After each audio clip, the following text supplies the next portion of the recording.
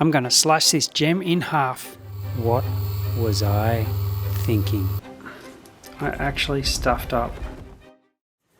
G'day and welcome to Black Opal Direct. My name's Justin. Today we have a beautiful knobby with a gorgeous colour bar going through it, and it seems to be a theme right now. I've actually acquired a beautiful parcel of rough opal, and I'm going to make a video of every single nice piece that I have in that parcel. So enjoy the journey.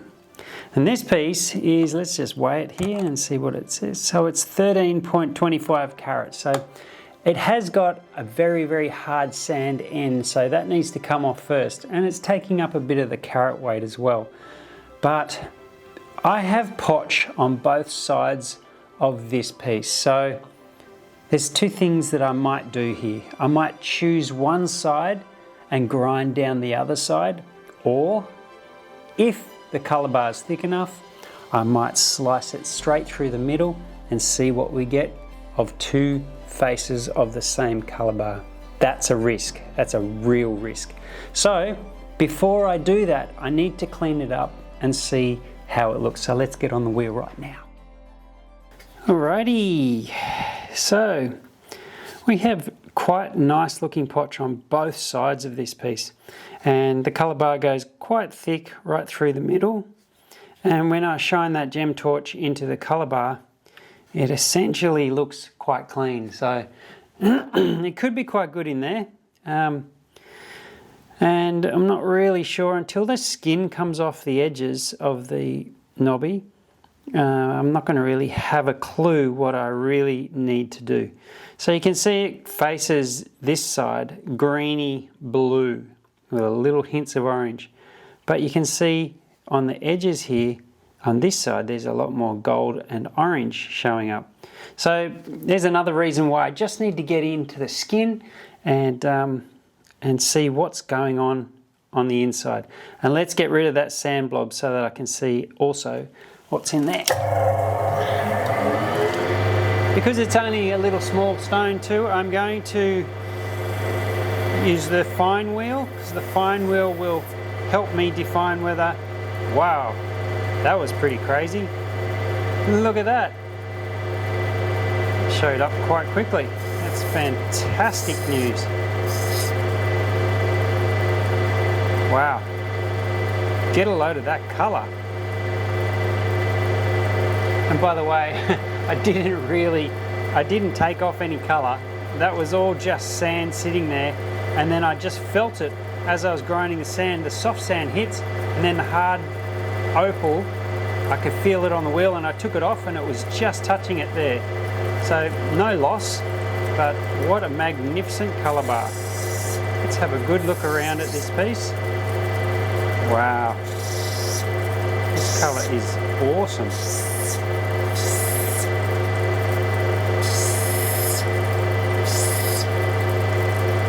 I'm just taking the sides off that have sand in them that won't do the gem that we want to cut any favours, or gems for that matter.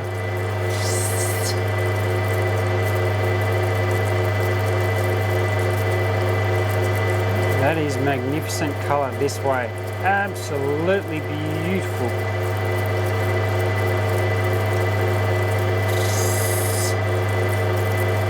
Wow.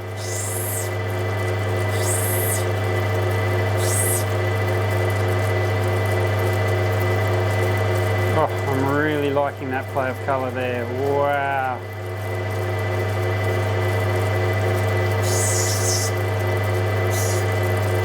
What we would call off the charts.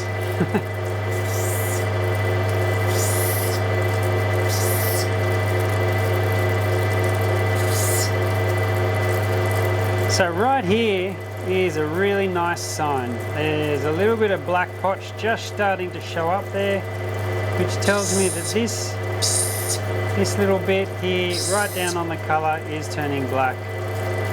Let's have a little looky-see. This potch, okay, so that potch is also turning black. Interesting.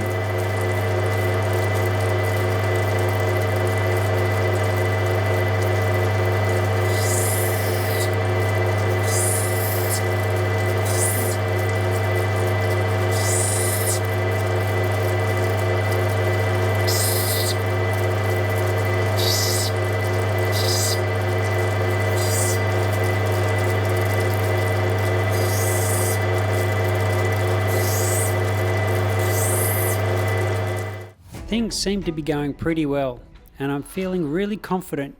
You know, I've done some really good cuts lately and I haven't failed, I haven't made any mistakes, so I'm feeling a bit cocky. And what do you reckon? I reckon I could slice a blade right through that bar and go for 2 gems. I'm feeling really confident today. I've got the new super thin copper blades and I reckon I can do it. I'm going to give it a go.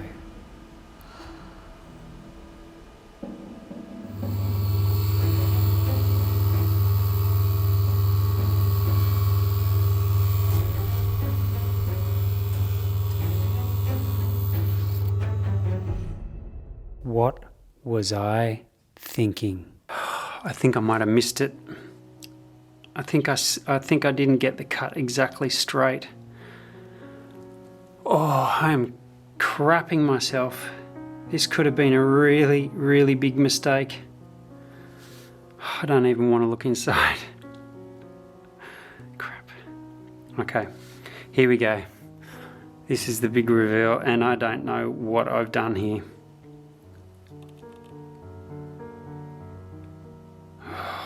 Far out.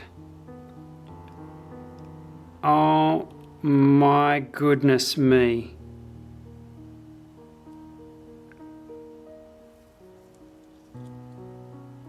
Oh, far out, that's good colour there. But do you know what? I stuffed up. I actually stuffed up. I actually missed the colour bar. So this stone here could have been a full-faced red, beautiful red on black right there. I actually stuffed it up.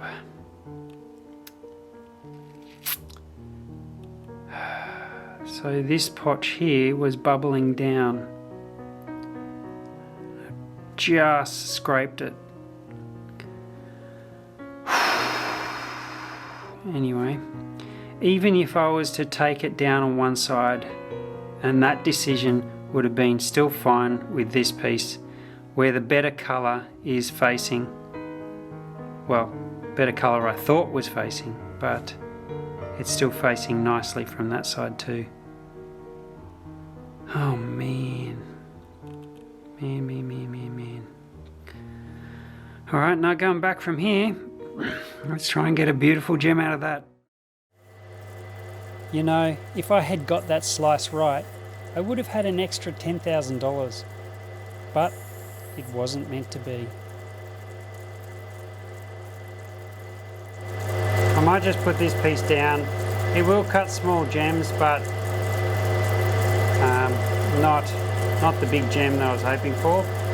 This piece should be beautiful.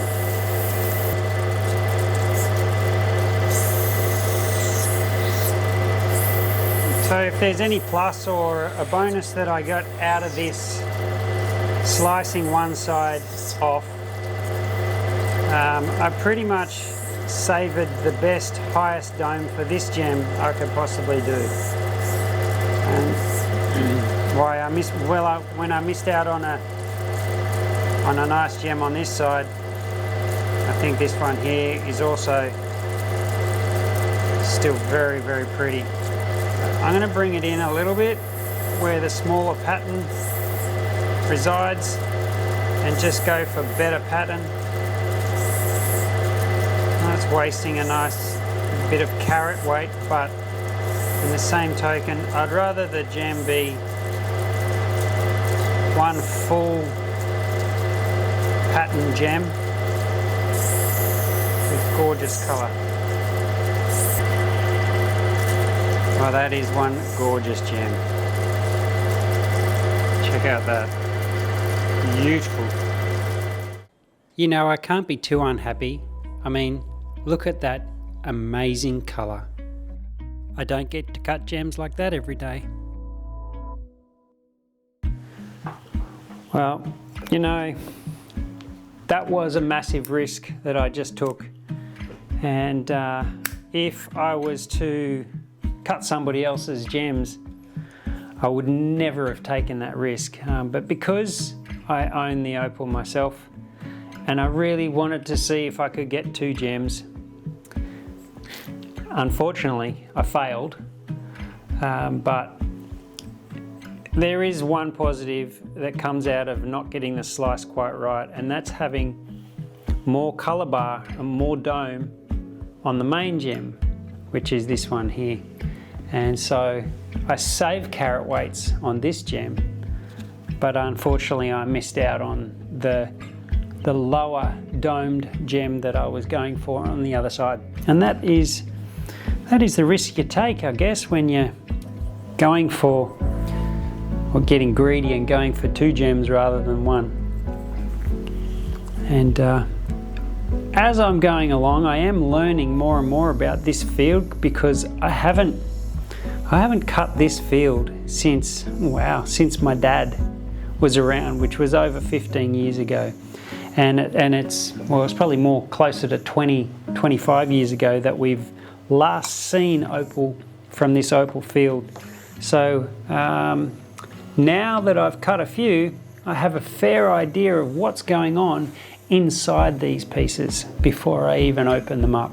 So I'll have a better approach every single time I see another one of these. So let's cut them and get them polished up. Every opal cutter will tell you the same thing. You're going to make mistakes, and I've made my fair share. I've cut too deep chasing a flash of colour, only to lose it completely. I've ground away precious material trying to remove a sand spot and watched the stones shrink right before my eyes. I've misread the direction of a colour bar and ended up with a stone that fires from the wrong angle. I've snapped stones on the dopstick, cracked them on the wheel, and polished beautiful pieces down to nothing because I just couldn't leave the stone alone. But here's the thing about mistakes in this craft. They're the best teachers you'll ever have. Every gem I've ruined has taught me something that good ones couldn't. Because an easy cut won't challenge you like a difficult one. The beauty of opal, it humbles you, it surprises you, and every cut teaches you something new.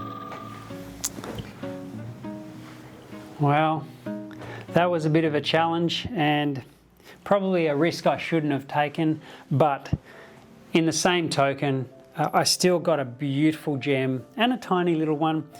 And with that beautiful gem, I got an extra bit of dome that I wasn't going to get if I had sliced the bar right through the middle. Anyway, let's give it a weigh. 3.32 times beautiful colour. That is incredible gem colour. I'm going to be putting that at about $8,500 a carat. That's a $28,000 gem. Magnificent. So I'm really happy with that. And the little tiny fella, 0.30. So that's around about a $600 to $700 gem. Beautiful little gem, but nevertheless, very nice. So I hope you enjoyed that one. It was a little bit risky, very, very stressful, and the outcome was still okay. I hope you enjoyed it, and I'll see you next time. Wow.